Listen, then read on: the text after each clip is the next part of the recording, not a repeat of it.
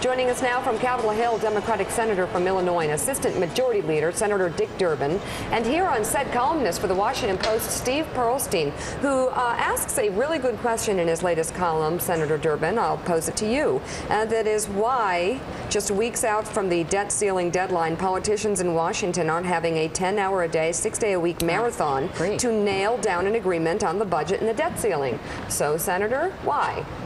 It's a perfectly valid question, and let me tell you, if we reached an agreement in theory tomorrow, it would take the Congressional Budget Office and the Office of Management and Budgeting at least 10 days to put it on paper. We have a deadline, August 2nd. As of August 2nd, if the debt ceiling is not extended, we will see a dramatic negative impact on America and the global economy. Stephen? So, Senator, why is it that your leader, Harry Reid, can't say to the members of the Senate, you guys are staying here, never mind July 4th recess, never mind an August recess, you guys are staying here to keep pressure on this, because that's the only thing that will pressure the whole process to get done. Otherwise, they just scatter to the winds for 2 weeks. This will be the 7th major recess this year, and we're only halfway through the year. That doesn't sense much urgency, does it? Well, we're headed down to the White House today, the Democratic leaders, to meet with the president. He's meeting with the leaders of both parties. But I think the flaw in your reasoning is this. If we parked ourselves at our desk on the floor 24/7, that does not lead to an agreement. What leads to an agreement is when Speaker Boehner and the leaders of the Senate sit down with the president and come to an agreement in principle. To do that, both sides have to give. And in order for that to happen, I think people have to understand that this August 2nd deadline could be a disaster. If you think the shutdown of the government threat was a serious one, Alice Rivlin and her group gave me a little briefing yesterday. As of August the 3rd, we'll face a month with $172 billion in revenue and $306 billion in expenditures.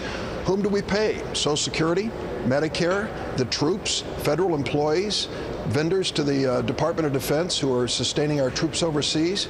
These are critical issues that are really on the table for this August 2nd deadline. Well, you know, Senator, you can only control what you can control. I understand that. And the Senate Democrats can only control what they can control. But Harry Reid can control Senate Democrats, and he can control the pace of what the Senate does. And you and I both know, if everybody's holding committee meetings and trying to reach certain numbers to cut, you're going to at least move the ball down the road more than if everybody scatters and goes to their home districts and even hold town hall meetings explaining why the other side's wrong on this. I mean, this is the time to come together and get serious. I agree with your conclusion, but I don't agree with your premise. If we had every committee on the Senate and House meeting today, they wouldn't have a roadmap as to an agreement. We need a basic understanding and agreement. Listen, I was on the Bull-Simpson Commission. I believe everything, underline the word everything, should be on the table, and both parties ought to accept it. For my party, it means taking a hard look at the entitlement programs. For the Republican, it means the dreaded word revenue or taxes. We've got to put both of them on the table and be honest with the American people. It's the only solution that will work. How do you develop that roadmap, Senator, though? And if what you're saying is true, then 95% of the members of the Senate and 95% of the members in the House just don't matter until the president and John Boehner and Harry Reid tell them what to do. I think that's flawed reasoning. Listen, I think that we matter. Of course we do. We represent important states and have our own voices in the Senate and the House. But we've got to come to a fundamental agreement. You can't do that with 100 senators on the floor giving speeches. You've got to sit down in an honest, grown-up fashion and come to an agreement. I've been working with this so-called Gang of Six, now 5 guys since Tom Coburn walked out on us, and we've been trying our best to come with an approach. But until we get a basic understanding from both caucuses about what's going to be on the table and a goal of what we need to reach, and I hope it's over $4 trillion in deficit reduction over the next 10 years, we're going to be sitting here making speeches and doing these press availabilities. It's been a long time with this. And by the way, Senator, I know you know this. I've got great respect for you. Oh, absolutely. My frustration in that last question wasn't aimed at you, because I certainly know that you locked yourself in a room. You're doing what I think everybody there should do.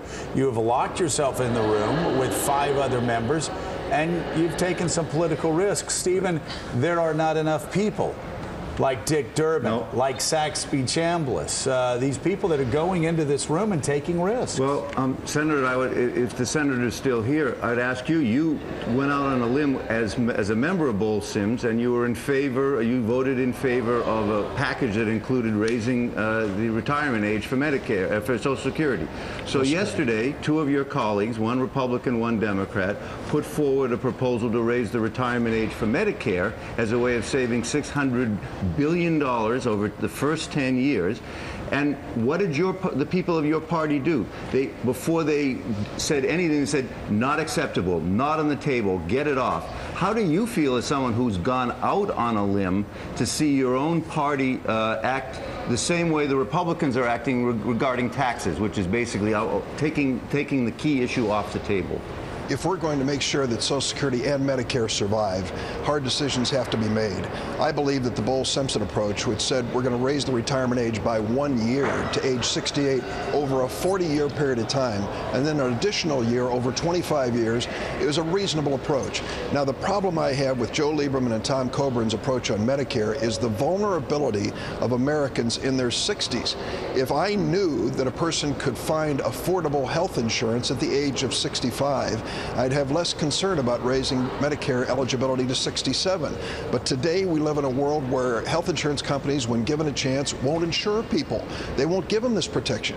So we've got to be careful when we look for solutions, even if they're popular or unpopular, that they're reasonable. I happen to think the 67 on Medicare goes too far. I'm just fascinated, Senator, about how late and how little, in a sense, has really sort of been accomplished in this discussion. It does feel that way. And is there one logjam issue that could be broken that could set the ball rolling for something that could be finally considered a sort of an intelligent compromise? Is there one thing that you can see?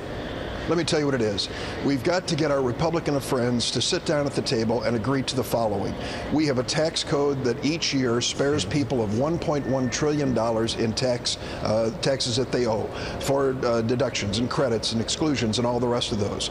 If we take that tax code and trim back those tax expenditures, that is revenue to our government that doesn't raise taxes per se, and we can actually lower some marginal rates on taxes. So the Republicans can say we kept our word, we lowered the marginal tax rates, and we can say revenue's coming in. Some of these tax expenditures are just indefensible, as we know. Let's put that on the revenue side. Now, on the Democratic side, let's sit down on entitlements and say, number one, every dollar we save on Social Security goes for the future of Social Security. It doesn't go to deficit reduction. And then we're going to have some serious changes in Medicare that don't in any way jeopardize basic benefits, but save us dramatic amounts of money. Medicare Prescription Part D. If we had some competition in prescription drug pricing, we estimate we can save $100 billion. Let's go for it. All right, Senator, thank you so much for being with us. Thank you, Senator. We greatly appreciate it, and good luck. Thanks a lot.